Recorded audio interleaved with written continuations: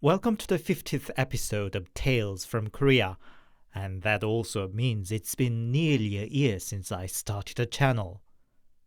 As with most others, I saw my life unraveling due to pandemic since last March, and in a sense that motivated me to finally give it a shot with this channel, whose concept I had been toying a while. A year on, and unfortunately it didn't exactly take off in the way I hoped, but I still hope someday soon my perseverance pays off. To mark the 50th episode, I collected my particular favorite stories from the past 49 episodes, covering diverse topics from Korean traditions to glitch in the matrix to historic events in Korea. As always, handpicked, translated and narrated by your host, Anthony.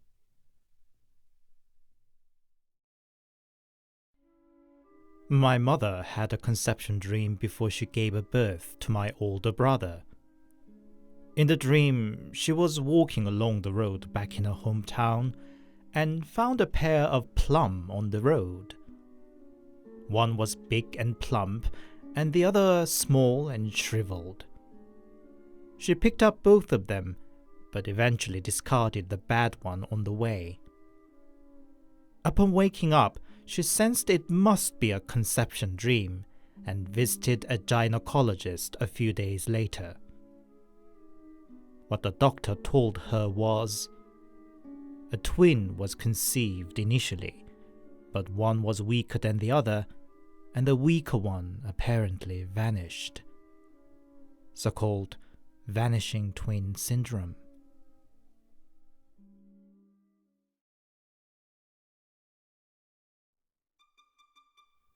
I went to a Catholic high school.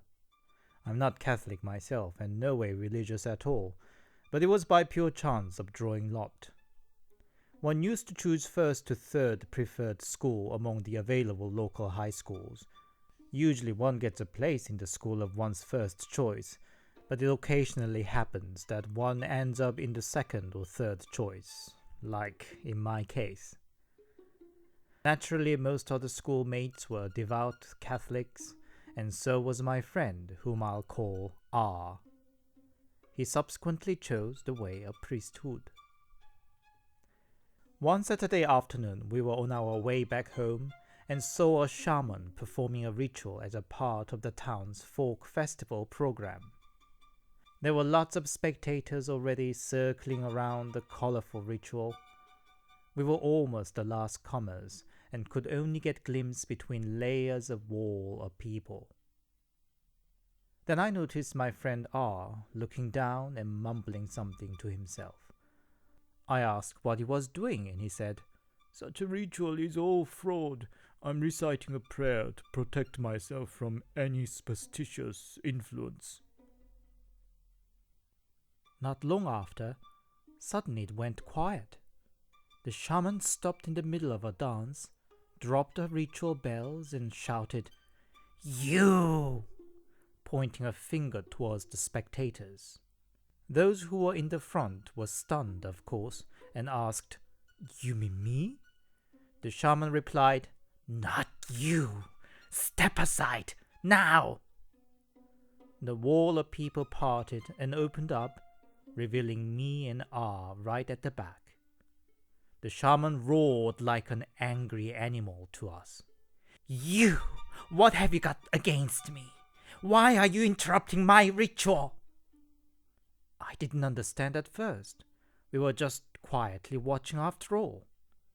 But what the shaman said the next spooked me so much that I had to quickly take R and disappear from the scene.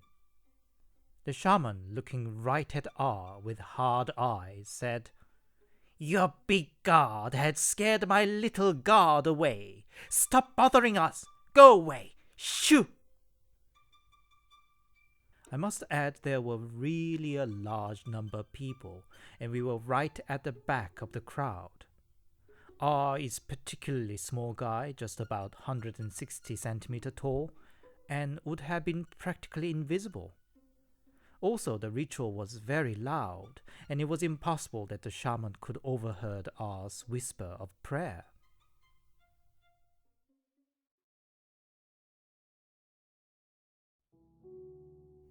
A story from the town I used to live in as a child. The town was consisted with an industrial area separated by about 30-minute drive via a reservoir from the residential area. For the first few years when the industrial area was sparsely occupied and there were light traffic, things were just fine.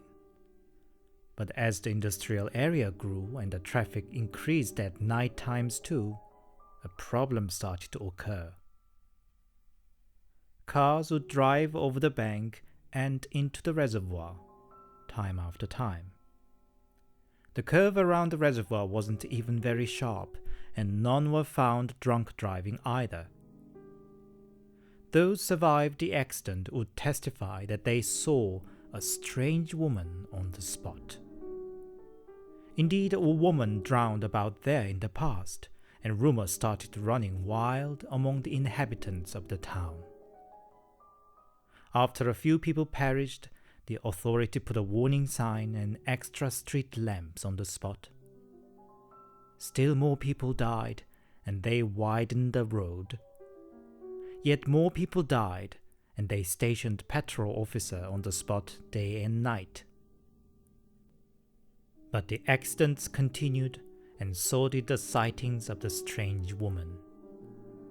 Many said they saw a woman beckoning them. Some said the road suddenly disappeared.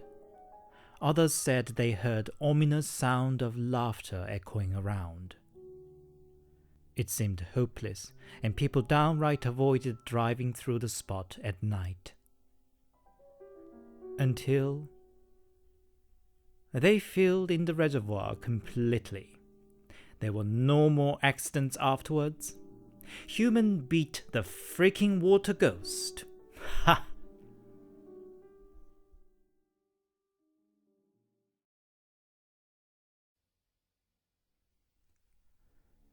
I had a younger sister, Minhee.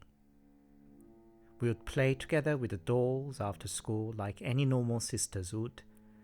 My aunt would then say, looking at us both, "Dear, dear, what a shame that both girls are looking after their father," meaning we looked too masculine. Then one summer day when I was second grader in primary school, I came home to find a strange boy playing a game on the computer. He glimpsed at me and casually said, "Hi." I thought he might be some distant relative visiting us or something. I awkwardly said hi back and retreated in my room. Sister wasn't home, neither was Mom. A few hours later, Mom came back home and called us for dinner. I found a boy from earlier at the dinner table too. I whispered to Mom, "Who's that boy?" Mom looked at me, confused, then brushed me off, saying, "Stop pulling my legs. Sit down, dinner's ready." I didn't want to insist, so started to eat. Sister was still nowhere to be seen. I asked Mom, "Where's Minhee?" Mom said, "Who's that?" Meanwhile, the boy had finished the meal and went back playing the game. I felt totally at loss. When Dad came home, I asked him too where Minhee's gone. He replied, "Who? Is it a friend of yours?" Then he started playing with the strange boy. I couldn't make sense of the situation. From that day, we changed from a family with 2 daughters to a family with a son and a daughter. All my repeated attempts to ask my parents about the sister was met by confused expressions, and the boy, supposedly my brother, behaved as if everything was perfectly normal. Even aunties were now saying, "What a shame that the daughter's looking after her father and son his mom." All the dolls and stuffs that used to belong to my sister were now in my room. Sister and I used to mark our dolls with our names. She would claim that everything's hers if we didn't. And now I could find only my name on them. I was mentally broken for a while and didn't even want to be home. I reminded myself of a cartoon where aliens take over the body of the mother and kill the rest of the family members one by one. I wondered if the brother was an alien. But no such dramatic things ever happened. And life just carried on. Now I'm well into my 30s, as is my brother. As I grew older, I just decided I must have had some sort of mental issue in my childhood, and my memory was false. Except, I joined a club in my university, which regularly visited the broadcasting club of the sister high school. We met and mentored the students there. A fellow club colleague then mentioned that there was a girl among the high school students that had similar look and vibe as me. I paid more attention on my next visit to the high school to see who that was, and there was my younger sister, just as I remembered her. I digged around and heard that she was just an ordinary girl from Busan and had no other sisters. I thought about talking to her, but honestly, I was too afraid. What if she recognized me as her sister? What if she didn't and thought I was crazy? My heart would be broken in either way. Only one occasion had I a chance to be near her, when we had a big lunch all together. My heart beat in my throat. But nothing happened. She showed no sign as if to recognize me at all. I was left sad and relieved at the same time. So, I should think it was all mere a psychotic episode from my childhood. Though, deep in my mind, I still cannot believe that.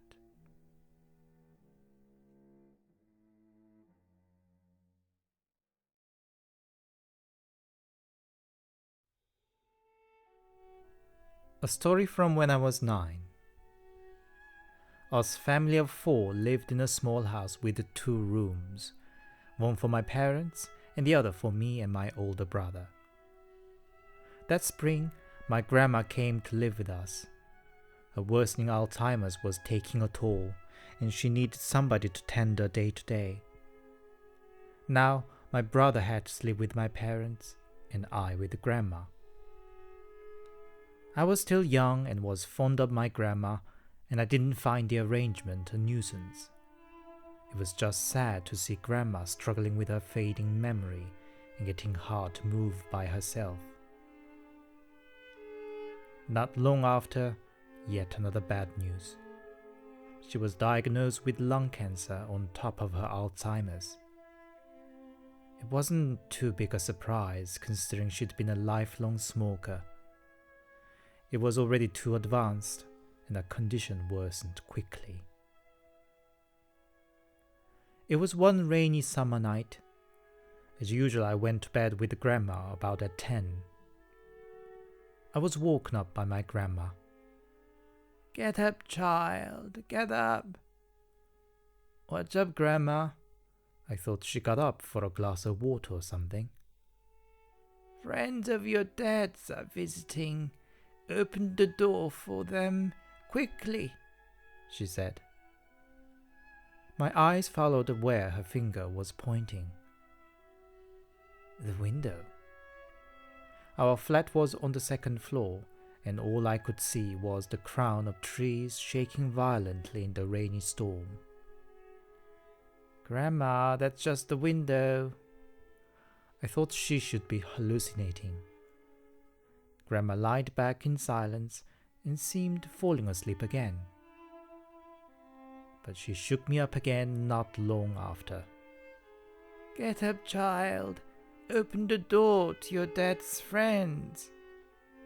"Grandma, that's just window." This repeated 3-4 times.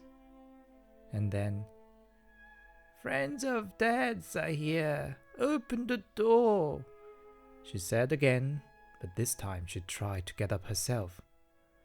"Grandma, I told you it's just window." "No, they're at the door. Help me out of bed." I tried to persuade not to, but she insisted. So I supported her to the front door.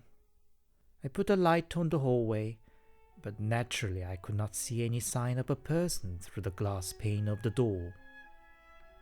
"Grandma, there's nobody." Grandma looked at me as if I was mad and shouted to stop my nonsense and hurry open the door. I gave up and decided just play along. I cautiously opened the door and called out, "Anybody?" just in case. Just raindrops flying in the wind over the dark sky. I came back in and locked the door. "Nobody's there, Grandma," I said.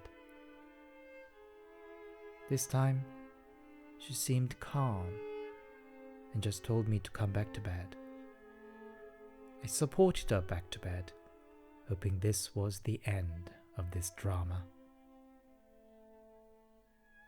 That night, Grandma passed away in her sleep.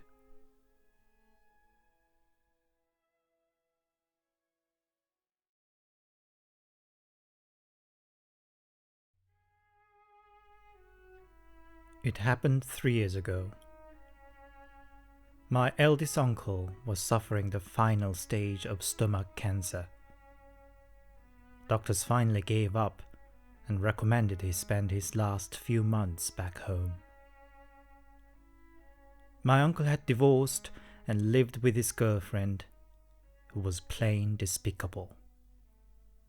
While he was dying home, she was out having fun on uncle's expenses. An auntie once visited him and found a pot of porridge had turned to the breeding ground of maggots left in the kitchen. But my uncle seemed still in love with her and didn't do anything against her. For the last few days, he was back in the hospital due to severe pain. Many a family member came to visit and stayed around his deathbed, but strangely, he passed while everybody was out. I was out to see a friend. My brother was out to buy a cigarette. Mom was talking on the phone. Grandma to wash hand towels. And Aunt to talk to a nurse. In that brief few minutes while his room was totally empty, he died, all alone. After 3 days at the funeral home, before he was moved to crematorium, we were giving him one last bow. Then the youngest aunt, who had been suffering a bad back, suddenly stood straight up. It looked like she wasn't standing up by her own will, but more like a puppeteer pulling her up by her hair. But that was just the beginning. She started bleeding from her nose, dropped on the floor, and crawled all around dripping blood. While everybody was too shocked to react, she walked on her knees to Grandma and hung on her legs. "Mom, I don't want to go. I want to live, Mom." It wasn't Aunt's voice, but something huskier and scratchy with a full throat of phlegm. Grandma bursted into tears, and Aunt carried on wailing to Grandma's knees. "I want to live, Mom. I want to live." After some time, she fainted. When she came around, she had no memory of any of it. We were all shocked and heartbroken. Was it really the uncle speaking his last words through Aunt? I can only hope that he finally found his peace now.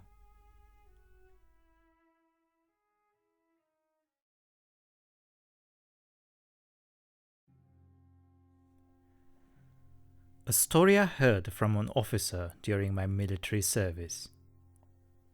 One day during the early days of his military training, a news arrived that the bus his mother was taking on the way to visit him rolled over and that she died. He was granted an emergency leave and rushed to the hospital totally out of mind. But upon arrival, he found his mom was still alive. Indeed injured and bedridden in the hospital, but she was fine enough to be able to talk. He of course asked what had happened, and his mother recounted what she had experienced. On the way to her son's military base, she dozed off in the bus. When she woke up, she found herself in a strange place. Weather was summery hot, and sun was shining bright with occasional breeze cooling her off. In front of her was a vast field of reed. It was so beautiful she almost forgot herself. Only when she reminded herself that her son should be waiting for her visit, she snapped out and started to look for a way out. The field of reed was seemingly endless, and the sun started to set. After a long wandering, she found a small cottage from afar. It was very shabby, but there was a dim light and smoke billowing out from its chimney. When she reached the house, there was a crooked old lady. Mother asked her the way out, but the old woman barely gave one look at her and totally ignored. Mother didn't give up, but kept asking for help, and suddenly the old woman picked up a broomstick and started beating the mother. "Move away, dumb woman! Damn you!" The mother, now desperate, clung on the old woman's sleeves and begged to tell her the way out, that her son was waiting. In the end, the old woman seemed exhausted. She dropped down on the ground and mumbled, "To that direction. About an hour away is a road. There stops the bus that comes once a day. Catch that, you can go home. But miss that, you are stuck here forever." Mother jumped up and followed the direction. Even after reaching the road, she hung around for about 3 hours waiting for the bus. It was already deep in the night, and not a single light was around. Suddenly a light shone at the end of the road. Believing it to be the bus, she sprinted like mad. The bus driver smiled upon seeing her and said, "You're lucky. I was about to set off." Then he added as she jumped on the bus, "Never look back even if you hear somebody calling after you during the ride, no matter what." Indeed, after the bus started, voices were calling out, begging and swearing that she shouldn't go. Mother covered her ears and closed her eyes, following the driver's advice. Then she suddenly felt the bus running into the bright light, and she woke up to find herself in the hospital. Actually, the doctors had already covered her face with a sheet, having declared her dead, and she screamed back to life from the dead. Maybe it was her love for her son that brought her back from the underworld.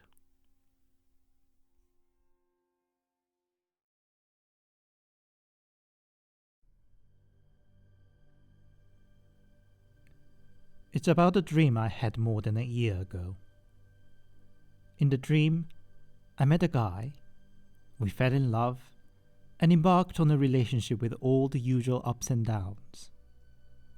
After years of romance, we introduced each other to our respective parents and announced our wedding plan. and those years' worth of journey seemed to pass in real time, not just as a bunch of scenes in a film. I did experience them one by one, day by day, with all the details of sweet romance which I have never experienced in real life. So we went through the arduous process of preparing for the wedding and marriage. The groom-to-be was too busy at work that I had to hunt for the wedding venue myself. We bought gifts for family, arranged dowry, prepared a honeymoon home. All the details of the complex task of getting married, which I actually don't have much idea about in real life. We even had one big quarrel under the stress of it all. So we had a wedding and reception, and finally arrived at our honeymoon suite. I was so knackered that I straight fell onto the bed and started to doze off. But husband kept shaking me, stopping me from falling asleep. "Don't fall asleep, honey. Don't." I protested that I was so exhausted and dying for some rest. But husband carried on, except now with a certain sadness in his voice. "Don't sleep, darling. Don't close your eyes." I got irritated in the end and shouted why he wouldn't let me sleep. He said in a calm voice, "If you fall asleep now, you will forget everything. My face, my name, everything." Tears started streaming down his face. I found it just confusing. How on earth was I going to forget my husband, my man? Stop joking and let me sleep, as I was so tired. He didn't say anything, and I stretched myself on bed. Husband started whispering in a low, gentle voice. "What's my name, darling?" I would say his name. "Where's our home?" I would answer that too. He carried on asking similar questions a dozen times, and I would answer them even with deepening sleep. And when I opened my eyes, I woke up from the dream. His gentle voice still rings in my ears clearly, but I can't remember his face nor his name that I had recited more than 10 times in the dream. All I can remember is his family name was E. He was the only child in the family, and his parents ran a big store of a sort. To think that it was all but a dream, all the love I received that I have never experienced in real life, leaves a small hole in my heart. I miss my husband, whose face I cannot remember.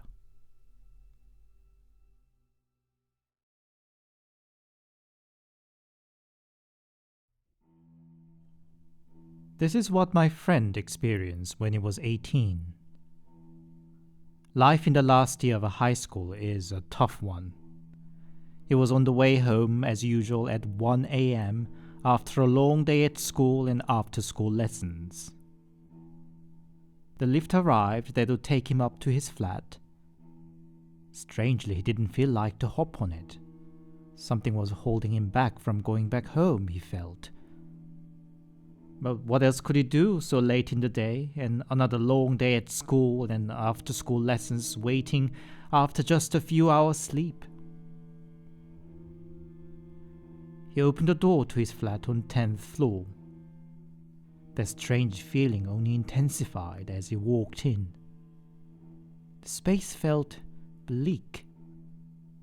The only source of light was the blue lamp in the fish tank, so he just blamed the darkness. Then he saw a person standing in the balcony looking in, shocked, but soon relieved he was to see it was his mom. "Gosh, Mom, you scared me. You closed the shop earlier today." His mother ran a shop and usually came back later in the early hours of the day. He just went into his room, changed his clothes, and popped in the kitchen to grab some snack, and found a memo stuck on the fridge. "Dear son, you didn't forget I'm going on a trip with friends, did you? In the fridge are the meals prepared, just warm them up." "Ah, yes." So she told him that she wouldn't be in tonight. But... He quickly looked over the balcony. Mom was still there looking in. Mom? He stopped himself in the middle. She looked like Mom, all right, but a blank stare at him was chilling, and the eyes were inhumanly large. He felt all the strands of hair standing on ends. "That's not human," he thought. "That's not Mom." His father worked in a different town and would come home for weekends only, and his older brother also went to university away from home, leaving him alone at home. All his instinct told him to get out of there. His sight walked towards the door, never losing the sight of the thing in the balcony. And it also didn't lose the sight of him, just turning its head as he moved away. He was scared to death if it would not rush towards him right next second.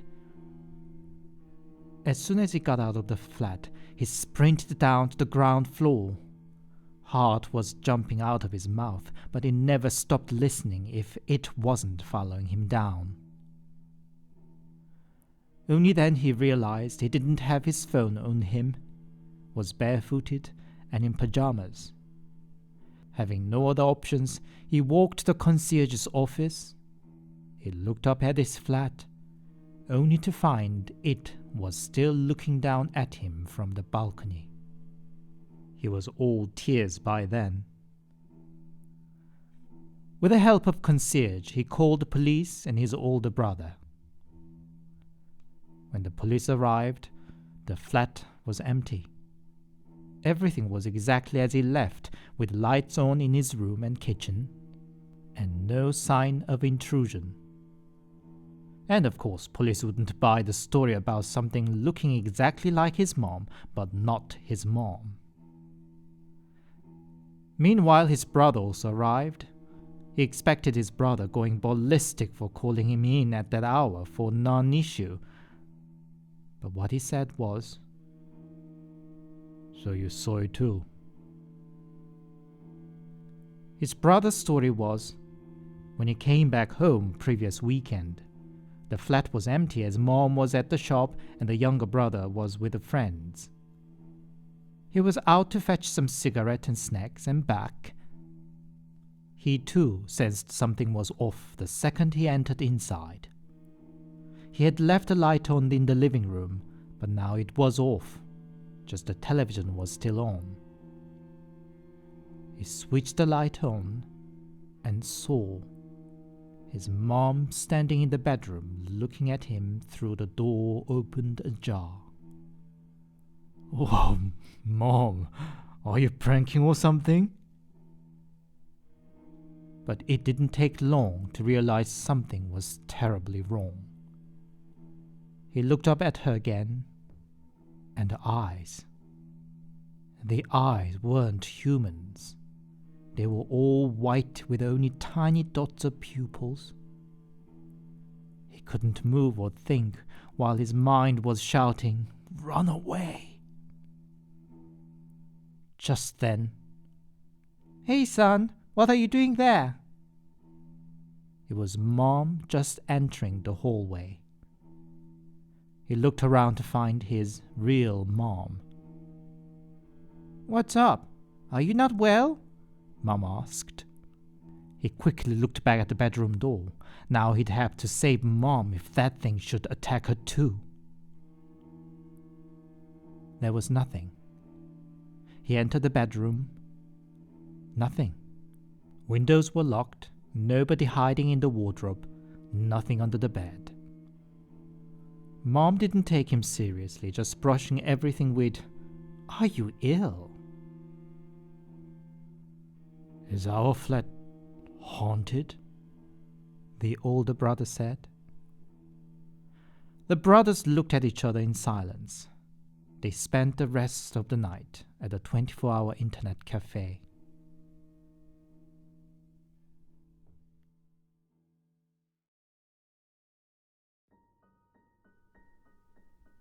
When I was little, I was very sickly and used to spend at least 1/3 of a year in the hospital. Family members and relatives occasionally paid a visit to my hospital bed, which was always a welcome news to my boring hospital life, except when my grandma visited. I was scared of my grandma. In her late 70s, she was still tough as anything and swore like a seaman. Her fearful reputation had only grew after grandfather passed. She'd always say, looking at me lying on the hospital bed, "What's the use of a man so sickly? Take those balls off, you don't deserve it." Or, "How much longer are you going to lying around, eh? You're just wasting all those pills and drips and whatnot." Or, "Your dad wasn't so weak. Who'd see to have it taken to turn out a wimp?" Her every sentence was enough to make me teary, and all the other family members had to sweat to diffuse the situation. I sometimes even hid away somewhere when Grandma came until she had to leave for her bus schedule. My parents would scold me for that, but I couldn't help it for the fear of my grandma. My condition got worse over time, but doctors could not pinpoint what exactly was the issue with me. By the time I turned to 11, I would suffer daily vomit and constantly fall down as if somebody pushed me, and ended up on a pushchair. I lost all my appetite and energy and slept most of the day through. Hospital treatment were doing little for me, and I was discharged. My desperate parents in the end called in a shaman. Grandma's reaction was, "What the fuss is this all about? Bringing the noisy bitch in?" But the shaman was not fazed at all and looked about the house around with her sharp eyes. "This house is haunted with an evil. It stuck to that boy when he was born in this house to possess his soul. It's too late now. The evil is too strong to do anything against," shaman said. It was a shocking revelation. The shaman declared that I had months to live before she turned back and went. My parents collapsed on the spot, while my grandma shouted swears at the back of the shaman. Then, a few days later, my grandma passed away. That tough woman with the spirit of a burly man suddenly died.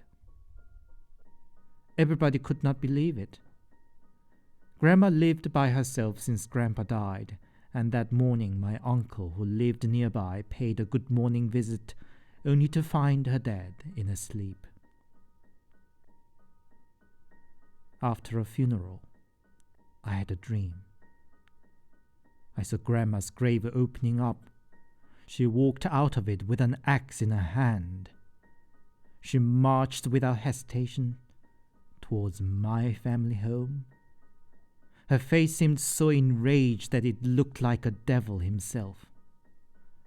I woke up as scared as ever. A few days later, I had another dream. Grandma, in a shroud, was standing in front of a house with an axe. My house. I thought she must have come from dead to get me. She came over to me and started striking axe at me. I woke up startled. And then, since that dream, I started to regain energy, which was the beginning of the miraculous recovery. I could hardly swallow thin gruel yesterday, and suddenly I asked to have meat and rice today. My parents were elated and said that late grandma must have done something for me, but I didn't believe a word of it. But when the shaman was brought in again to re-examine the situation, what she explained surprised us all. Your granny is an amazing person. She saved you in her death. She was the only shaman in town, and my grandma, shortly before she passed, came to visit the shaman and asked to bring her an axe should she die. Shaman could not understand what grandma was on about, but grandma insisted, handing over a bunch of money. So when grandma passed, the shaman indeed brought an axe over to her grave and offered it with a little ceremony. You're a truly lucky boy. Your granny drove the evil spirit off of you. Live a healthy life now. And here, I return the money your granny gave me, shaman said. Wrinkled bunch of dirty banknotes, which grandma must have saved over the years, mounted to 760,000 won. I still can't believe my grandma, who had never said a single warm word to me, turned out to be my savior.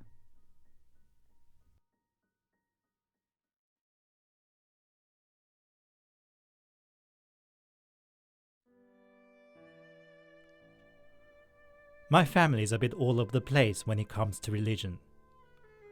My dad is from Catholic background, mom is a Buddhist, my sister is Protestant, and I'm a skeptic myself. One day I asked mom, out of passing curiosity, how she came around to believe in Buddhism. Her answer was much more amusing than anything I had anticipated. My mom grew up in a tiny country village. As usually the case is with such a village, most inhabitants were consisted with the elderly. Mom's neighbor was one such old lady who was left alone after her husband passed. Her only company was a dog that she called Sundung, referring to the dog's gentle nature. The dog was practically her son. Old lady would feed the dog before she ate, and indeed they loved each other very much. Sadly, Sundung died at the ripe age of 14. The old lady was devastated, lost appetite and all a while. Thankfully, a good news arrived. That old lady's elder son, who lived out in a bigger town, was expecting a son as his third child. Coming from the patriarchal generation, that was indeed a welcome news after only 2 granddaughters, which perked her up. She eagerly waited for the arrival of the grandson. When the grandma and grandson finally got to meet, it was obvious the baby took liking of his grandmother instantly. His crying would instantly turn into a smile in grandma's presence. The old lady, of course, fell in love with him. When the boy turned about 4, grandma asked him for fun, "Why do you like grandma so much?" The boy's answer was anything beyond what she expected. Because you took so good care of me before I died. Called me Sundung, cuddled me, and spoiled me, didn't you? So I love you, Grandma. Old lady was surprised and probed further what he meant, and the boy said, "You were so sad when I died. I was too, so I came back to make you happy again." Apparently, this story converted my mom to Buddhism and made her believe in reincarnation.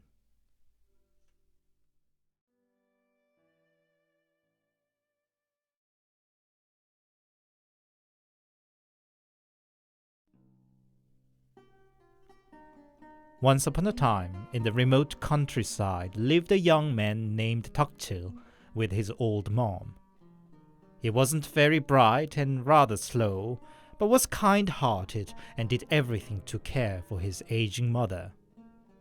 But other villagers treated him as the village idiot and would often make fun of him or play prank on him. One cold winter day, a gang of young men got bored and played another such prank on Tokchil. "Hey, Tokchil, don't you want to find a wife? Let's go, we'll get you a wife," they said. "Really? All right." Gullible Tokchil followed them to the hill that formed the entrance to the village. The gang leader said that he would take the first woman to come over the hill, his buddy the second woman, another the next, and the last one would be Tokchil's wife. But well, it turned out the prank was on them, because all the women that came into the village were either an elderly, a middle-aged, too young, or very ugly. But when Tokchil's turn came, it was a young, beautiful woman riding on a donkey. They all just got dumb and watched on this beauty passing by into the village. That night, Tokchil was looking up the crescent in the sky, thinking about the beauty from earlier, when that beauty herself turned up and bowed at him. "I'm a poor woman and have nowhere else to go. Won't you let me stay under your roof?" she pleaded. So she became part of the household, and behold, she turned Tokchil's crumbling thatched house into a palatial villa whose stories' rooms were full of grains. Eventually they married and became a happy couple, serving the old mother as earnestly as ever. But other villagers became alarmed and jealous of the sudden turn of Tokchil's life. They kept warning Tokchil that his bride must be an unholy fox, luring him to his demise. "A fox can't deny rotting meat. If you want to test her, get some rotting meat and put it near your bed and see what happens," they said. In the end, they managed to make Tokchil suspicious too. He did get some meat one day and put it in their room before bed. And in the middle of the night, he woke up to the noise of his wife devouring on the rotting meat. She turned around to Tokchil's gossip, and indeed turned into a scary fox. "Yes, I'm a fox. I've been waiting and training for 100 years to become a human. Tonight makes exactly 100th year, and I must eat a human liver before the dawn, otherwise all my efforts shall be lost. Come now, my husband, give me your liver, I need that." She jumped on Tokchil, ripping his shirt open. Tokchil clenched his eyes and said, "I don't mind giving my life to you. You've already done so much for me, more than I can ever return. My only regret is my old mom, who should be left alone without me." The fox woman stopped her sharp claws that were about to torn up his bare chest, then suddenly jumped out, leaving Tokchil behind. On the big rock outside the village was the sister of the fox woman waiting. "Why leave him alone? Go and get his liver. Failing that, you're going to die and lost forever," she urged the fox woman. "But sister, I can't do that. It's such a kind, good soul, and but for a short time was my loving husband too. I'd rather die." While the sisters were arguing, it started dawning. The sister fox gave up on her and went away, and the fox woman was left alone on the cold, snowy hill. Tokchil searched after his wife all night long, and finally found her, dead in the light of the dawn. He grabbed her in his arms and bewailed, but the foxwoman would not wake up. Tukchil buried her on the hill and left the village with his old mother, never to be seen again.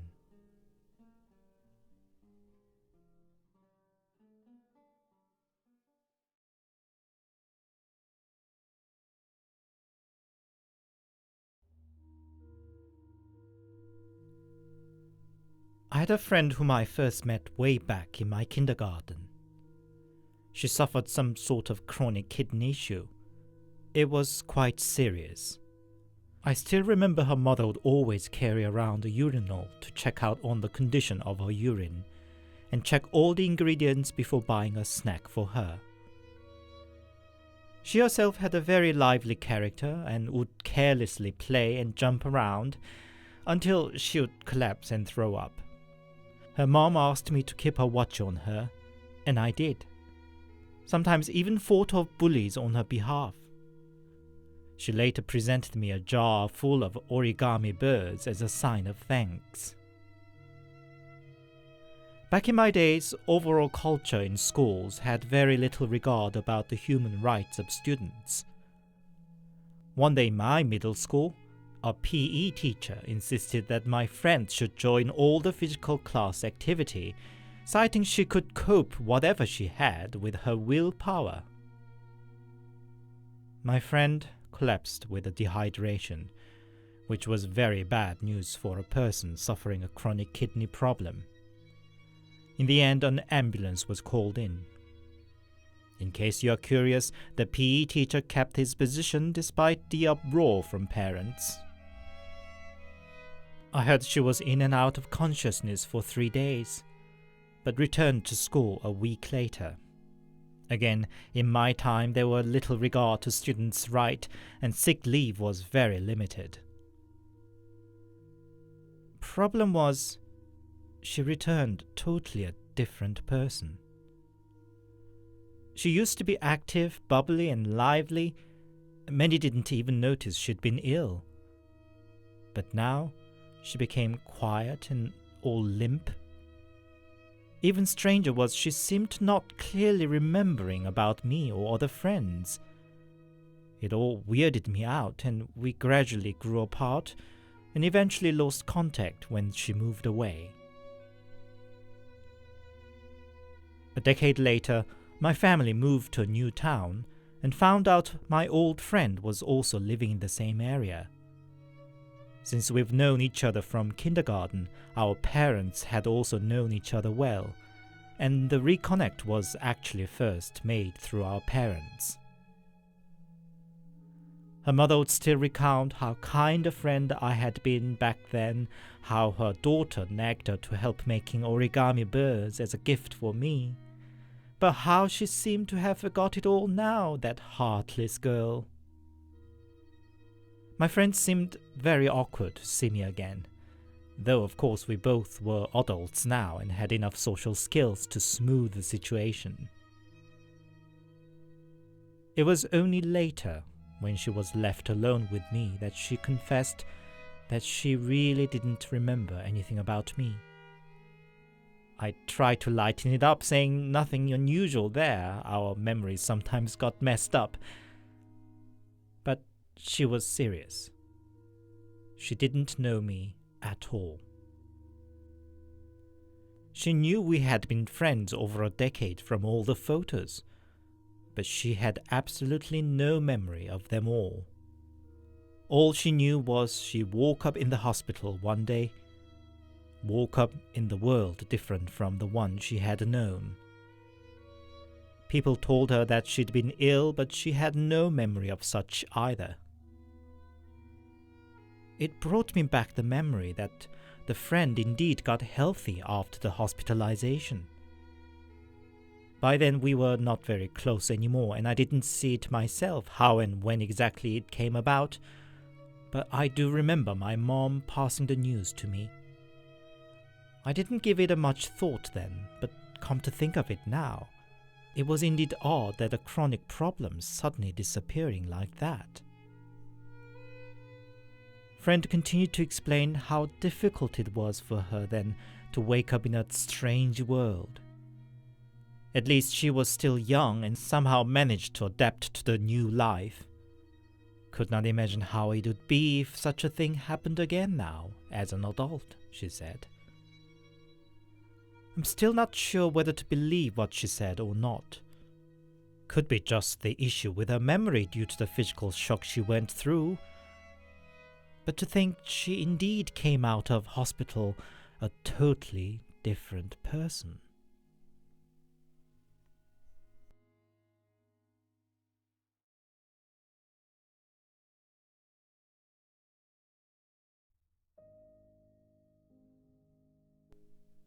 It's a story a work colleague had told me. He has a twin brother. Their mother had passed away when they were young. The household of 3 guys, including his dad, was dry and quiet. Each would withdraw in their own rooms every evening. One day he had a dream. There was his mom. She prepared dinner as she used to when she was alive. He wanted to cry, but got a hold of himself and ate the meal graciously. He was afraid she would be gone again when the dinner was finished, so he willfully ate slowly. But despite all the effort, Mother came up to him and said, "I have to go now. Be a good son to your father, and be good to your brother." He held her tight and finally bursted into cry. He begged her not to go. "Please stay, please, Mom." But all in vain. She disappeared. He woke up from the dream, but couldn't bear the bursting sadness by himself. So he ran to his brother's room to find him sitting up on his bed with his face wet with tears. No further words were necessary. They cried together for a long time in each other's arms.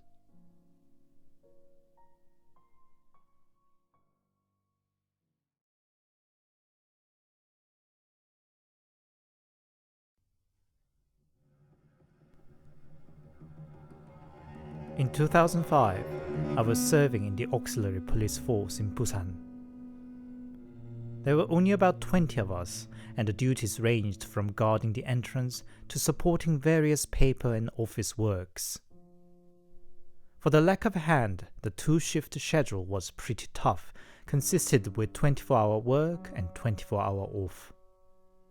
But if you were lucky, you might get 3-hour break during the 24-hour work shift. Most would, of course, catch a short sleep. One morning I was doing paperwork, and a detective rushed in. He handed me a note and ordered me to write a crime report based on the memo. It was a homicide case. A stolen taxi vehicle was found abandoned a few days ago. Inside was a body of a young woman, stabbed multiple times. An act of vengeance suspected, and currently under investigation. After a full day of busy work, I was granted a 3-hour break at 10 a.m. As I walked to my barrack, I noticed the taxi was parked clumsily. I asked a colleague, "What's the taxi? It's taking over other spaces." "That? A detective left it there so. Apparently a major evidence to a murder case, I heard. It's going to be moved tomorrow," he said. I remembered the crime report I wrote earlier and stepped towards it out of curiosity. My colleague stopped me. "Don't look inside. It's a bloodbath there," he said. 2 days later, I was again on 24-hour shift. It was a relatively slow day and came the 3-hour break at night. I thought to have a smoke before heading to the barrack. At the backside of the office was a dedicated smoking area, mainly reserved for visitors, but since it was empty late in the day, I could have a relaxed smoke. Then, in the hazy light coming from the windows of the office, I saw a taxi parked in the corner. After dealing with all sorts of crime cases ranging from petty pocket-picking, drunken vandals to suspected suicide, I had forgotten all about the murder in the taxi. I was simply thinking why the heck a taxi should be parked there, and went to check on it. I was looking into the driver's seat, but on my peripheral vision, I could see a woman lying on the back seat. Only then I was hit by the realization of what this taxi was. I could not see clearly in the darkness, but I could see dark stains all over the seat. I was already frozen with fear when the woman at the back seat suddenly shot up. My flight mode kicked in and I just turned around and ran. I could only just mutter shit. I saw a man standing at the smoking area. I just needed the presence of another human being to shake off the panic, so I stood next to him and put light on another cigarette. The man, looking like a visitor, talked to me first. "May I have a light?" "Sure." We both puffed out long smokes a while in silence. It was the man who opened the mouth first again. "It's really too much." "Excuse me?" I said. "I'm the victim's family, and they're calling me in every day for days already," he said. I explained that I was just an auxiliary police, and unfortunately not in the position to help him much. After an awkward silence, he spoke again with a deep sigh. "My girlfriend is dead, and I have to turn up here for the third time already." He was apparently the boyfriend of the murder victim found in the taxi. I felt sorry for him. I was dumped by my girlfriend myself before I started the police service, but I could not even begin to imagine to lose one's girlfriend in such a violent way. What I just saw in the taxi flashed back in my mind, and wondered for a second if I should tell him about it. But I decided not to, for the fear he might think I was nuts, or he himself might go nuts from already shaken state of mind. He asked for a light for the second cigarette. I just handed him my lighter. "Take it, I have spares." "Thank you."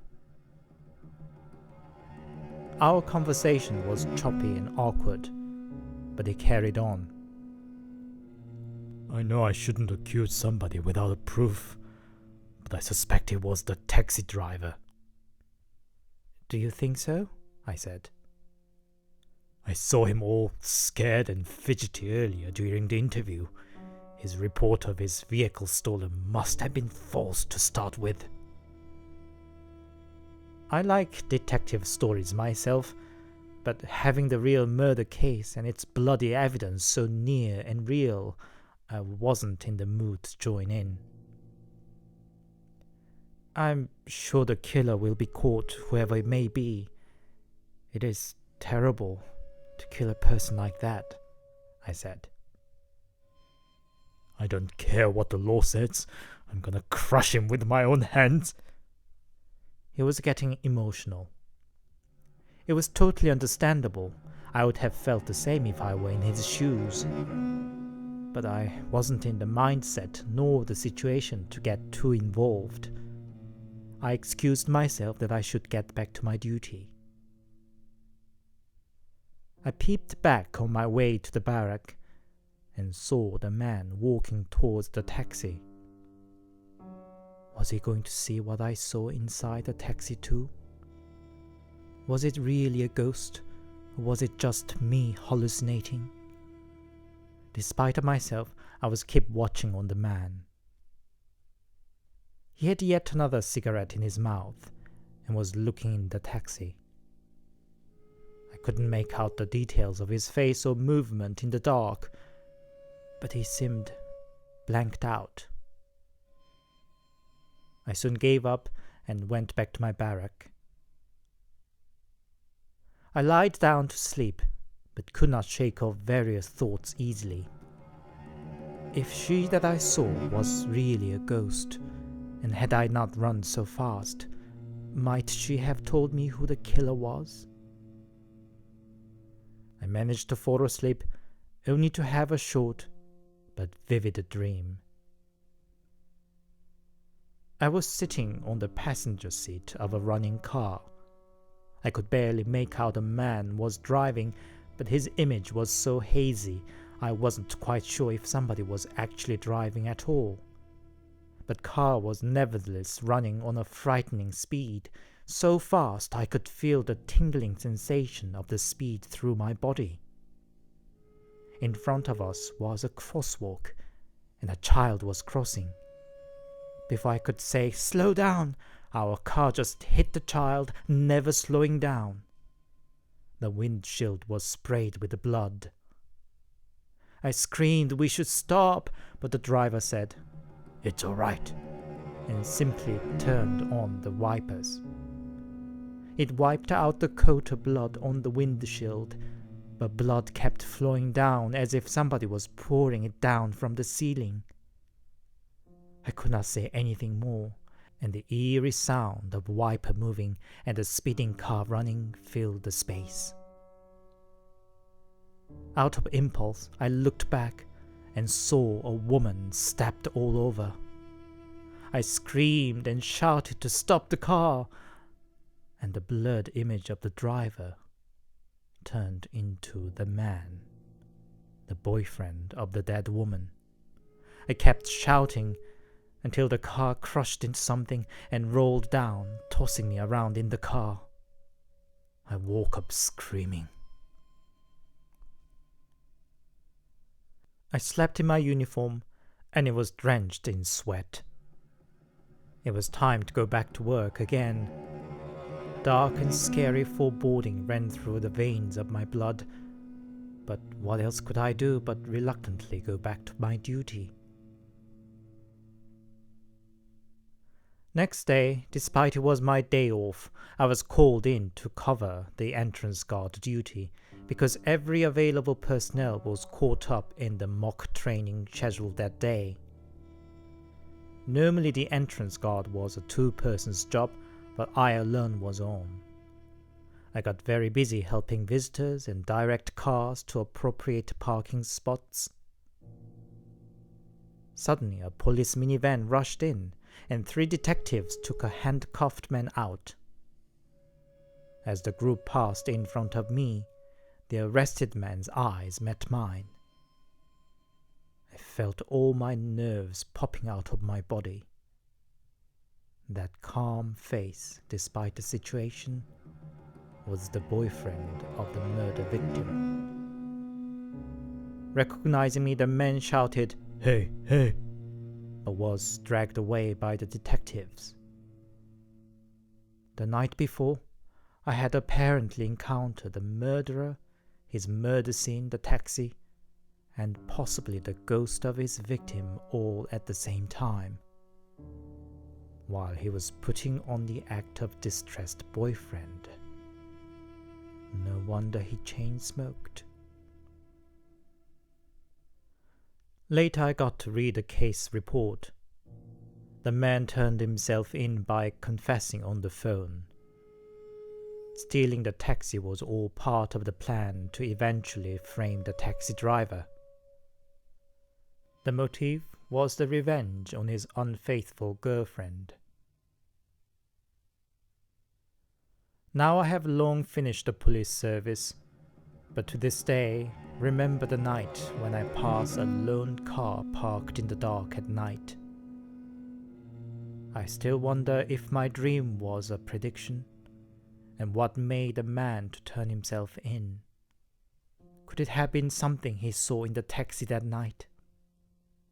And what did he want to say to me when he called me out on his arrest? And one last thing.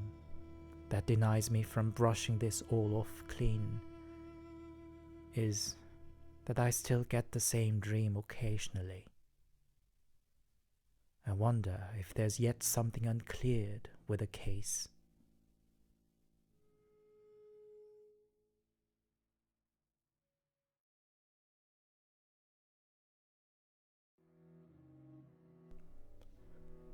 I'm sure you've all heard about the elevator game that leads to another dimension. It was all the rage about 10 years ago, I remember, when I was a middle school student. I loved horror and paranormal back then. I would gladly play Punshin Saba, explore wherever was known as haunted and so on. Most of them fell flat, but the thrill and excitement I felt at the beginning of each adventure was hard to match, and I could not resist when another chance came up. Just a short distance off from the way home was crumbling down very old apartment block. Inhabitants were invariably consisted with people on basic benefit or day laborers. Reports of suicide were not uncommon there either. Because of the grim look and reputation as a slum, residents of the surrounding area would not go near the apartment block. But an idea dawned on me that it should make a perfect stage to play the elevator game. To me, it seemed like a perfectly creepy plan, but a bit too creepy that I didn't dare to attempt it all by myself.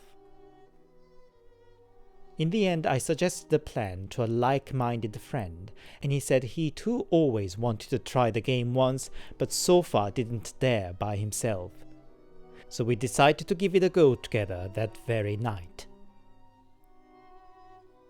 We met near the apartment shortly past 2 a.m. I prepared a bottle of salt water too. Our lively chit-chat became sparser as we got nearer to that grey building, and in its place was filled with thrilling anticipation. At the ground floor, we called for the elevator. In the silence of the night, it moving down from the 7th floor sounded so much louder and nerve-tingling. Soon the door opened, we held salt water in our mouths and hopped in. My friend stood next to the control panel and I on the opposite side. He breathed deep through his nose and pushed 9th floor. The creaky old elevator did its part, and it started going up with a loud bang and flickering of the light. We arrived at 9th floor, and the door opened to the corridor that in the darkness looked like a passage to the endless. And God, why did it take forever for the door to close? It felt like a good 1 minute till it finally did. The tension was already so high, I would have stopped it there if I were by myself. But my friend pushed 2nd floor as soon as the door closed. I just breathed deep through my nose myself. The door opened at 2nd floor to the pitiless dark corridor once again, then 8th floor, and then 3rd, and then the 7th. Tension was rising now that next was finally the 4th floor where the mystery woman was supposed to appear. But what? What the F? When the door opened at the 7th floor, there was a little boy waiting. It was so far from what either of us had expected that we both could not help but staring at him. The boy's face was expressionless and odd, very odd. His eyes and mouth sat so close to his nose, I almost wondered how he could breathe.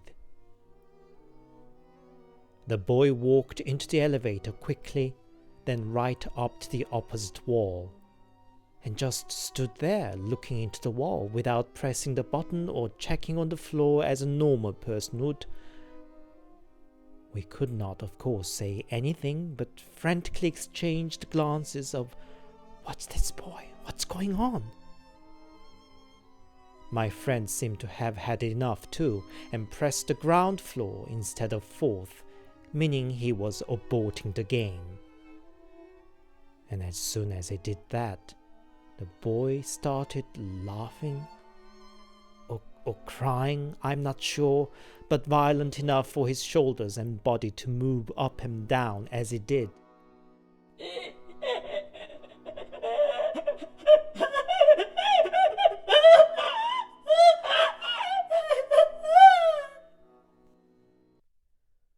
We were close to shrieking out ourselves with the salt water spraying out from the mouth.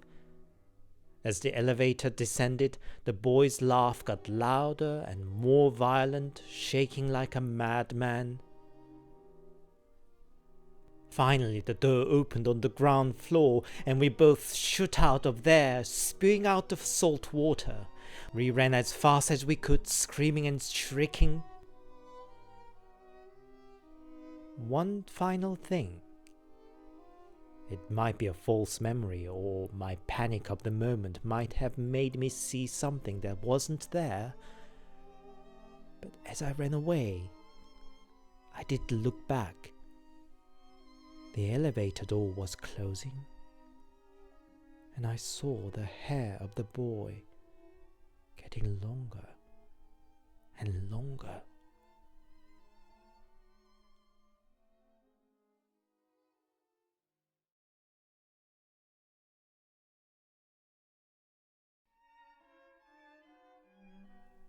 I am the first granddaughter for both my mom's and dad's families, so I received really a lot of presents from relatives, especially dolls and stuffed animals, because I'm a girl. My mom used to put them along the bookshelves in the library room, on the higher shelves which I could not reach. She would bring them down when I asked. One day, when I was probably 4 or 5, I must have talked back to Mom one time too much, and she left me in the library room alone, telling me that I couldn't come out until I realized what I did wrong. For some reason, I felt something was off in that room that day, and I was taking a good look around the room when a clown doll which was sitting on the bookshelf along with other dolls suddenly spoke to me in a terrifying voice. "You locked me up in here, bored to death. I'm gonna kill ya." I fell on my bum and crawled to the door. Then the rest of the stuffed dolls and animals chimed in that they were going to kill me too. They closed on me, their terrifying chanting getting louder and louder. Despite my desperate effort, the door would not open, and I was too terrified even to scream. Suddenly, the pirate doll jumped between me and the other dolls. It shouted what they were thinking they were doing and started fighting against them. And at that point, I must have fainted. When I woke up, I was in the hospital. Mom came to check on me because I was too quiet for too long, and found me on the floor, convulsing. And the clown and other dolls was scattered around, while the pirate doll sitting next to me. Mom wondered how I could bring down all of them from the higher shelves, but I didn't know what to answer. Needless to say, I threw away all the dolls, except for the pirate. It kept my side until it turned to rags.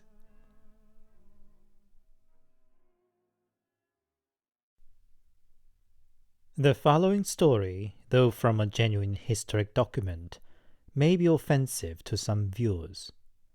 Viewer discretion is advised.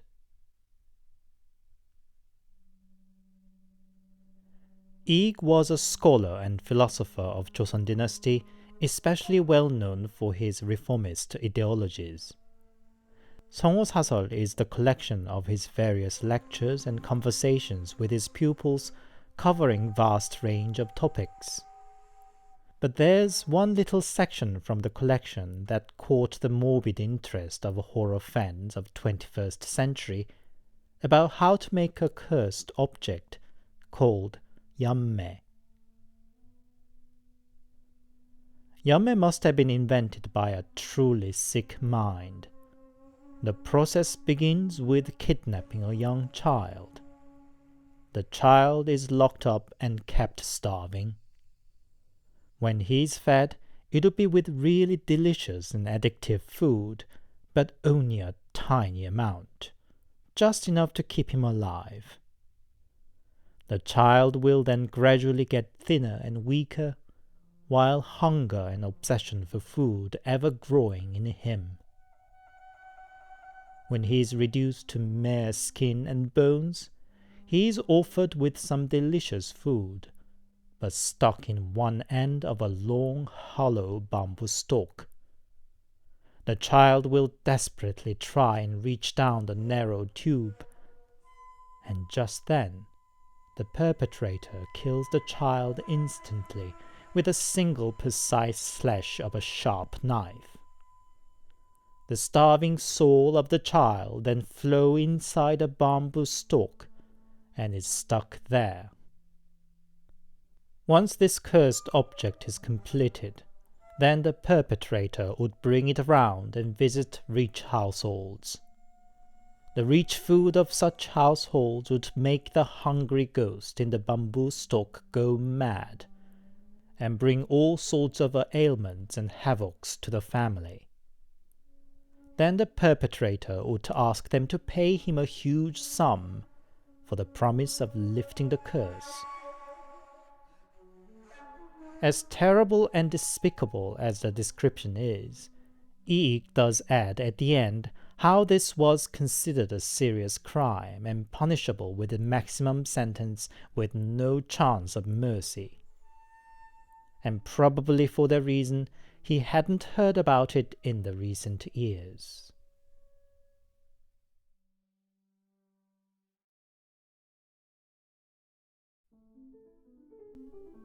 Back in the late 1990s, gangster films and fashion were all the rage in Korea. I was no gangster, but as teenagers who wanted to swag a bit, I and my friends all fashioned ourselves with a slick back hair glued with shiny hair gel and all black suits. One day a friend visited me and we were watching their newly released Cube the film on videotape. Then the doorbell went off. I heard my mom answering the door and the visitor saying, "Here to inspect the gas pipe and meter." Mom let him into the kitchen and knocked on my door to come out and assist the guy as she had to get ready to go out soon. So I and my friend, grumbling to ourselves a bit, went out to the kitchen, swaggering our usual shiny slick back hair and black suit. The inspector guy's face, seeing us, visibly dropped. He seemed very much lost, like a guy who was about to pee, and said all was fine and done, and hurried out of the door. He was so much in a hurry that he even forgot to take his bag with him. I picked it up and went out to find him, but he was nowhere to be seen.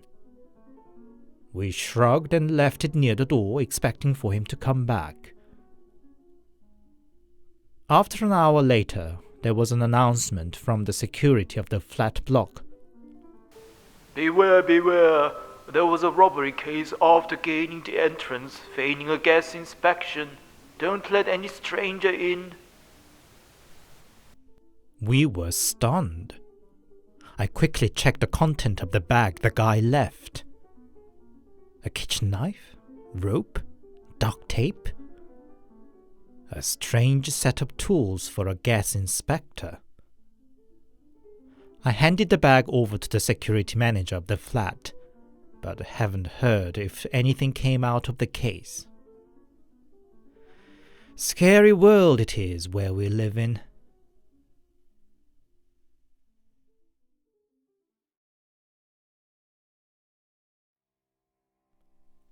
A year ago, I was in the last year of high school.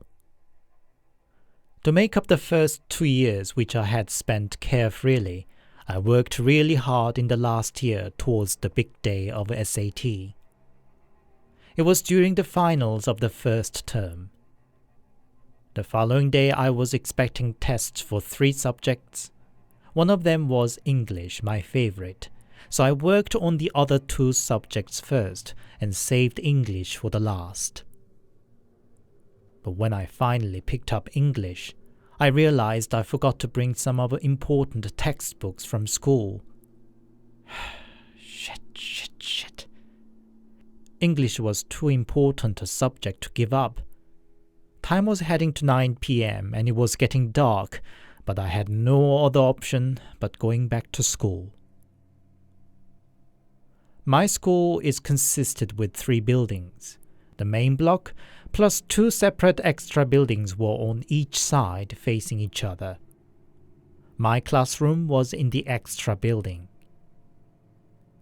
Empty school at night is a spooky place to be. The only light source were from the street lamps outside and green light from exit signs. I somehow could not shake off from my mind the images from horror films I had watched. When I managed to get to my locker and took out the all-precious textbook, I happened to look out of the window and at the opposite building. On the 5th floor of that building was the gym. And in there, through the window, I could see something. It looked like a person, but it moved strangely. I just kept looking at it blankly. It was the curiosity before fear set in. Should have resisted it and just ran out of there then. Then I felt it saw me looking.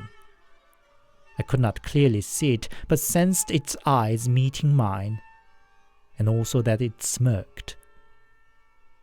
Fear started creeping up finally. But then it disappeared from the window. Thank God. The staircase hall of the building was cladded with full windows, and one could see the whole view of people walking up and down. And there, that thing was running down with an unbelievable speed. And now under the lights that came on with motion detection, I could clearly see that its joints from neck to arms to hands to legs, knees and ankles were all twisting and turning in grotesque angles as it moved. It moved so fast, I think it barely took it 10 seconds from the 5th floor to the ground floor, and now it was running towards the building I was in. As it got closer, I could see its body was black as if burnt out. Where the eyes should have been were 2 black holes, and lips were torn side to side, dripping blood. Only after seeing it running into my building, the flight mode kicked in. If I'm caught, I'm dead, was all I could think. I ran to the exit on the opposite side. I don't think I ever run so fast. Just before I threw myself over the stairs, I could not resist and took one last look back. That thing was already on the hallway through the opposite staircase. In the quiet, empty hallway was echoing the terrible sound of it moving, metallic, grinding, grating noises of its joints twisting and turning. My hairs all stood on end. I don't know how I did it, but when I could think again, I was out of the school ground. I looked back at the school, and there it still was. It was looking at me from the window of my classroom. I ran the rest of the way back home. Of course, I could not do anything for the rest of the night but shivering under the duvet. It was the first paranormal experience in my life, and I had absolutely no idea how to process it. After the sleepless night, I went to the school early. Tests was still real, and I thought to have a quick look at the textbook before the test. Suppressing the creeping fear, I went to my classroom. And in front of the door was my English textbook, which I dropped during the flight the previous night. I picked it up and nearly fainted. There was bloody handprint on it, as if somebody had grabbed it hard. I ripped the book into pieces and threw away in the bin. I, of course, ruined the English test that day. For the rest of the year, I could not even give a casual look at the window of the gym after dark. Thank God I didn't see it again, at least.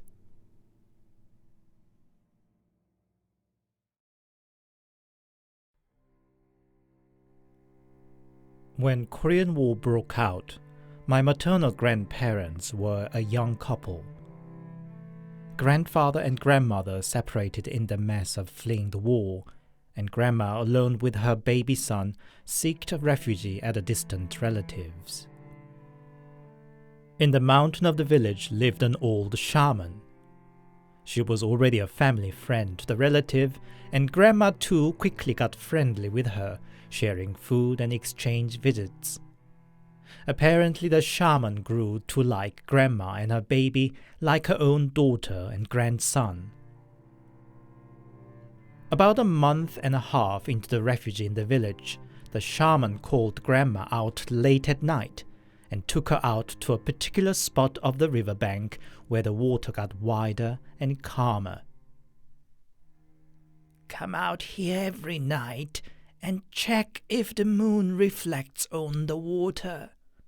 If one night it doesn't, then take all your family at dusk the following day, hide in the water, and don't come out till the dawn breaks," shaman instructed. And next day, the shaman lady disappeared. All of her possession was left untouched in a cottage, even rice in the pot, as if she had just evaporated. For all the mysterious circumstances, grandma could not simply brush off what the shaman told her, and unsurely watched out for the reflection of the moon on the river night after night. A couple of weeks later, it was the full moon, so bright that she could see everything in its silvery light. But there was no reflection of the moon on the water. The next day came, but grandma wasn't sure what to do. She finally confided the shaman's word to the relative. Surprised and alarmed, the relative took grandma to the shaman's cottage. The cottage was still empty, but to their surprise, the household inside was neatly in order, while the exterior was made crumbling down as if the place had long been abandoned. And inside the room were 3 shirts with blood stains neatly folded. The sheer sense of foreboding overwhelmed them.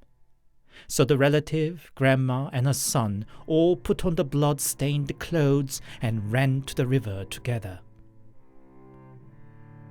When they reached the water, they could see from afar the neighboring village ablaze, and on the water were floating in a tangled mess of dead bodies. Now desperate, the three jumped into the water and hid themselves among the dead bodies. Soon after, some guys speaking in a foreign language came up and checked on the bodies, but didn't notice them. As the shaman instructed, they came out of the water only at dawn. The village was in ruins, and the marching footsteps were still coming and going all around. Grandma thought of the shaman's cottage, and they took the refuge there. On a couple of occasions, some North Korean soldiers came up to the cottage, but seeing it totally derelict, they didn't bother check inside. That way, they survived a month in the cottage, and came back to the village only when the area was recaptured by the South Korean troops. Apparently, many villagers were sacrificed that night when it was taken by the Chinese troops, and those survived and forced to serve the Red Army were, when South Korean troops came later, accused of treasonous complicity and executed. Grandma never saw the shaman lady again.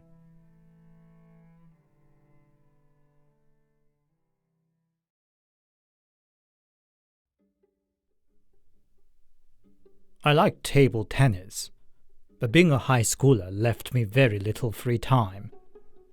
I had a few friends in the same shoes, and one day we decided to just go for it, even for just an hour after the long day at school. There was a table tennis facility at the basement of an apartment block near our school, which opened till 10 p.m.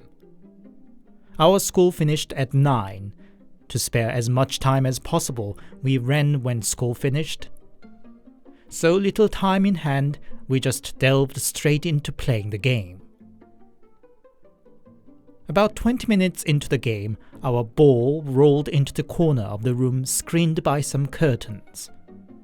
The small space behind them was used as a storage for reserve tables, etc., so I had to go behind the curtains to find the ball. When I bent down onto the tables, I saw a train of white dress. I looked up to find a woman smiling down on me, hung from the ceiling. I felt my sight momentarily going hazy, probably due to a shock. And then she was gone. Was it just an illusion? Shaken and confused, I nevertheless picked up the ball and returned to the game. By the time I came back home, it was 10:30, and the house was empty, which was odd. My mom wouldn't go out at this time of the day. I called her phone, but she didn't pick it up. I shrugged and turned on my computer to log into my then-favorite online game. My usual game mate just in time came online too. We teamed up as always and started playing. Now it was just passing 11 at night. My mobile buzzed. A call coming from home? But I was alone home now. Who was this calling? I picked it up. Hello? Where are you? What's taking you so long? It was my mom. I was confused, but tried to keep calm. Mom? What do you mean? I am home. Click. Mom was about to say something, but the line went dead. Next moment, my consciousness just went off like an electronic machine suddenly cut off from the power. When I opened my eyes, I was on a hospital bed. Mom was next to me with worrying eyes. My confusion only grew when she explained me what happened. She was home waiting for me, and when I didn't come home by 11, she phoned me. She indeed heard me saying, "I am home," and then lost the connection. Not 10 minutes later, she got a call that I had fainted and was brought to hospital.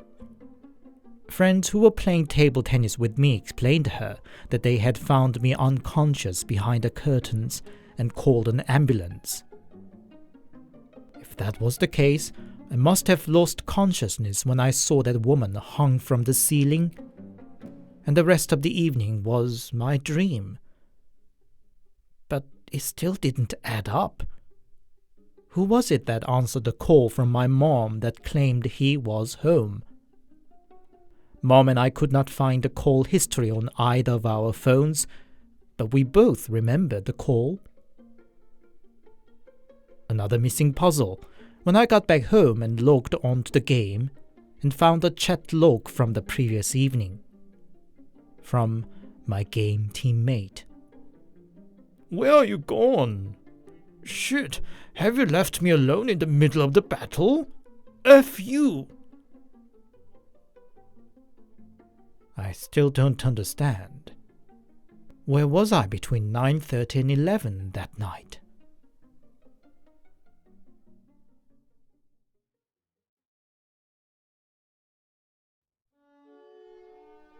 This is a story from my mom's childhood. Her mother, my grandma, also recounted me almost exactly the same, and I believe that gives more credibility to this story. Korean War had just paused, and ordinary people like her family were just settling back once again to a normal life. Mom had lost her father during the war, but the small household of a grandma, mom, and a baby brother could somehow make the ends meet from working on the farming field they had. One summer evening, while grandma was preparing dinner in the kitchen, Mom was looking after the baby brother in the room. Then she heard somebody calling her name from the outside. "Suga! Suga!" At first it was more like an airy whisper, and she thought she misheard it. But the voice soon grew sharper and irritated. "Suga! Suga!" Mom wondered if it was a friend and went out to the courtyard. What she saw made her gasp. Outside the gate was a woman, an impossibly tall woman. The gate to the house was not very tall, nevertheless her upper body standing well above the gate meant she was at least 3 meters tall. She was carrying a water bucket on her head and was breezily swaying her hips. And that thing was calling out her name. Mom, overwhelmed by the sight beyond the worst of her nightmare, dropped on the ground, but could not take her eyes off the woman.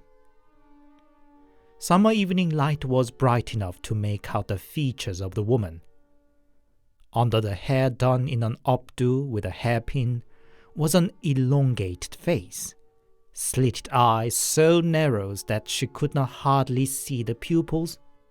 Nose, mouth, and every feature was sharp, narrow, and stretched. "Suga! Suga! Come, let us play together." The voice was gentle as the cool summer breeze, but the expression was getting greedier, like an animal about to catch its prey. Mom wanted to call for Grandma in the kitchen, but her dropped mouth could not let out a sound. "Get away, you damned thing! How dare you come in here!" Grandma was a tough woman who survived through the war and maintained her family. She jumped into the storage and fetched a broomstick made with bush clovers, then waved it in the air ferociously. "Get away, you damned! Get away, or I'll whip you into pieces with this broomstick!"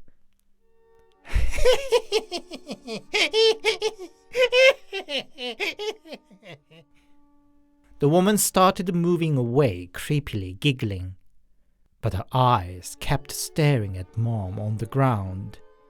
Even when she completely turned away, the face and the eyes were stuck towards Mom. She finally disappeared, but the giggle echoed around like a bad smell. Wait for me, Suga. I'm coming back. Dear, dear, what was that damned ghost doing here? What a disaster! What a disaster! Grandma said. She hastily went to the privy and scooped up handfuls of dirt around it, and then scattered it around the gate and the door. Mom only learned later that each room of a house are supposed to be guarded by the designated god, and apparently the god of privy is supposed to be most territorial. Dirt from the privy was believed to fend off passing ghosts for that reason. Then Grandma instructed as she handed over the bush clover broom to Mom. Stay put inside the room. Don't make noise and never ever come out whatever noise you hear from the outside. If that damned thing tries to come in, whip it hard with a broom. Understood? I must go and fetch the monk from the temple in the mountain. The journey up to the temple and back would take good 2 hours. Mom could only lock herself in the room with her baby brother, who was cluelessly asleep. She shivered and sweated at the same time under the blanket. Soon, night fell. Suga, Suga, come out here, girl. The ghost's shrill voice rang out. Come out now, or else I'm gonna get in to get you. Once I get in, then... The teasing tone of the voice didn't hide a threatening intention. At least it seemed still shouting from outside the gate. Probably for the sake of her baby brother, Mom crawled out of the blanket and grabbed hard of the broomstick with shaking hands. The ghost went silent for a short while. Then the whole house shook for a second. Mom could instinctively feel the ghost was now in the courtyard. Indeed, her voice was now ringing closer, sounding even more sarcastic and teasing. Suga, Suga, I'll take it to your daddy. But soon it turned straight threatening. You promised! You promised! I'm going to rip you apart. I'm gonna shred you. Now the giant shadow of the ghost swept side to side on the paper door. Mom could only silently cry, praying Grandma to come back in a hurry. Then it was silent once again. Mom knew it was now about to get inside the room. Just then the paper door started shaking. The paper ripped open, and through the hole poked in a large and long hand. The hand swept all directions to grab the first thing that came to contact. Where's the bitch? Should I stretch your face out like mine? Should I pull your arms and legs long like mine? Mom had now no option but to fight. She whipped the hand with a broomstick and made a retreat. But not long after, the ghost pushed her head in. It shook side to side in a frightening speed and laughed deafeningly loud. Its eyes were shedding blood, and yet its mouth was laughing. And indeed soon Mom could not tell if it was laughing or crying. It was so bursting with anger and resentment that it froze the heart of even the young kid like Mom's. gonna kill you!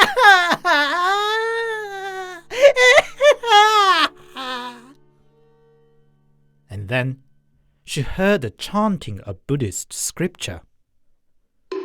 Namu Amidaba Yada Tagada Yada Tiyata. Death is a part of life. There's no reason to be resentful. This world isn't the only world, dear fair maiden. Find your way to the next world. The monk's chant and rant continued in that fashion, and not long after, the ghost disappeared. Grandma rushed into the room and grabbed Mom in a tight hug. Soon the monk followed and patted Mom's head and consoled Mom gently. But Mom was too much in a shock to react to any of that.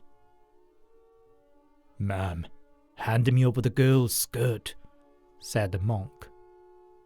Grandma didn't question twice and followed the instruction.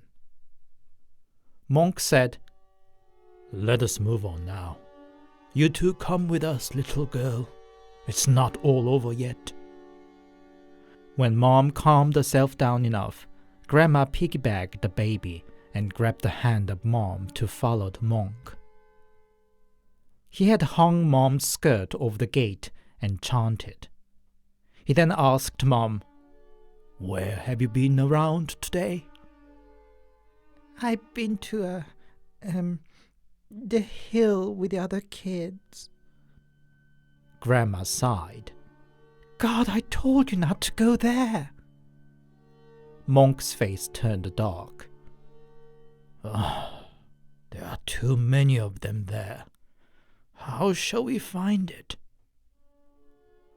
On that hillside was a major battlefield during the war, and many lives were lost on the spot, including civilians who were forced to labor.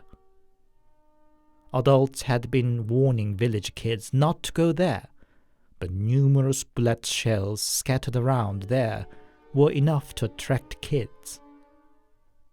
They walked the significant distance to the hill in the dark of the late night. Once there, Monk chanted what sounded like a spell to my mom's ears in a low and solemn voice. He walked around a while chanting on, then cried out, "There it is, there it is." Then Mom could hear the ghost's voice again, now mixed with crying. "I can't go! I won't go! You're killing me twice!" It led the monk to the exact spot. He said, "Time to move on," and mumbled on spells. Then he took out a small stuffed doll out of his sleeve and put it on the ground facing down. "Life is same way ever. Let go of all the dark and cold days, and may you rest peacefully in heaven," said he, and put his hands together and bowed solemnly. That was the end of the long and frightening day for Mom. The monk explained he'd worried that he'd have difficulty to find the ghost among many other wandering lost souls about the hill, but her resentment was so grave it actually made the task easier for him. Whenever Mom recounts the day, she still shakes all over as her trauma hasn't left her yet.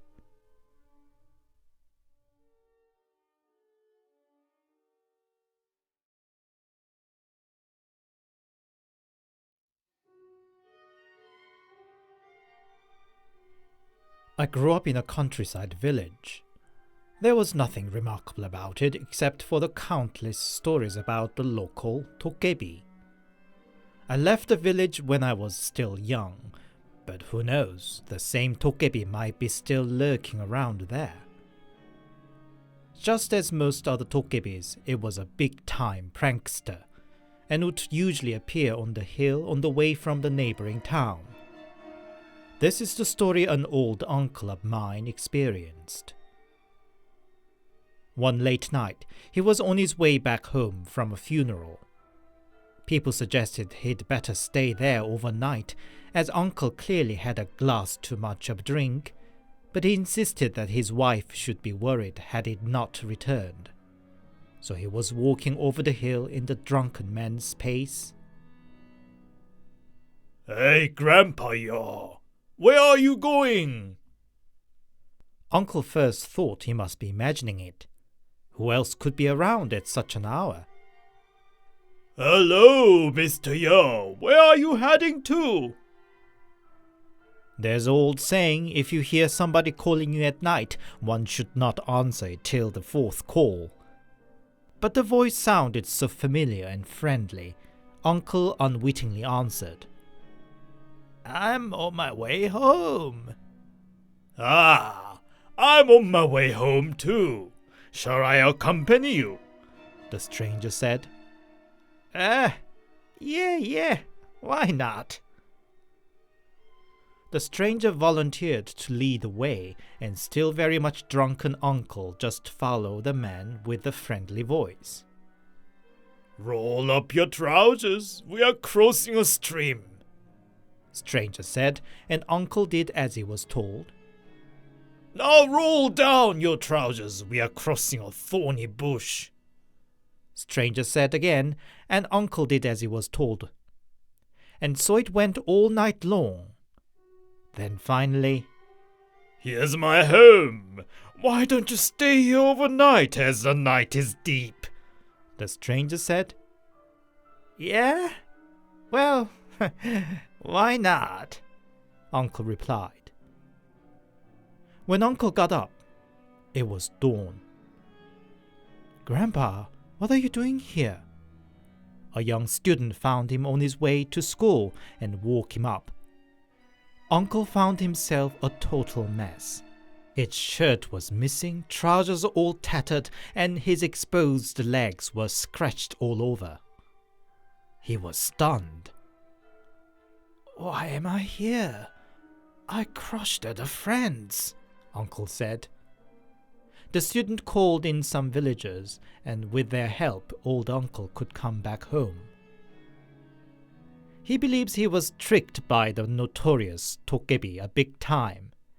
It must have dragged him all over the mountain the whole night, telling him to roll up his trousers as they passed thorny bush and roll it back down when crossing the stream, and so on.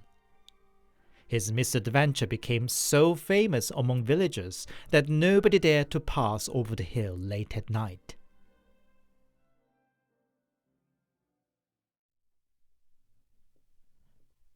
Hi, it's Anthony here, and thank you very much for your listening. This time it was a collection of my favorite, but by the 100th episode compilation, I hope to be able to run a poll to make it out of your favorites. Also, if you have any suggestions or wishes for the future topics or the direction of the channel overall, please feel free to let me know in the comments. If you enjoyed my work, why not show your little love by leaving a thumbs up and comments, and consider subscribing to my channel. As for those who have already done that, I sincerely thank you. I'll give myself a week off. I do need to collect and translate more stories, and come back in 2 weeks. Until then, stay safe and take care.